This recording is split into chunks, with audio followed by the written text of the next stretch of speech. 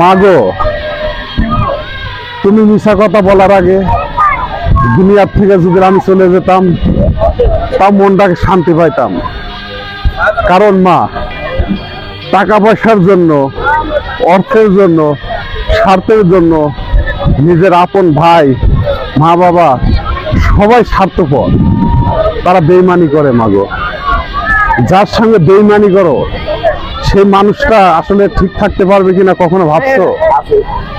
আসলে মা, বেইমান মানুষের লোকের অভাব হয় না, ভালো মানুষের এই সমাজে, এই জগতে বড়ই অভাব। মা, দোয়া করি তোমরা সুখে থাকো, ভালো থাকো সারা জীবন ধরে।